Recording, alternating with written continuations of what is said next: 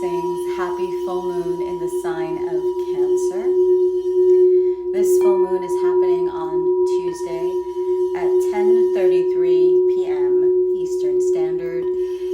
33 is a number of the Ascended Master Yeshua. It is a number of significant power, of alignment with our light. This full moon is happening right after Christmas, which is the birth of the light, the birth of Yeshua, Messiah, the rebirth of our own light. We've spent all this time embodying, nurturing, and nourishing our light this Capricorn season.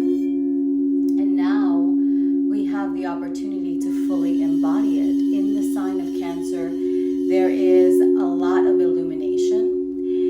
The moon is at home in the sign of Cancer. Cancer is the divine mother, nurturing, nourishing, loving, all unconditional love, wisdom, accessing divine feminine codes, and also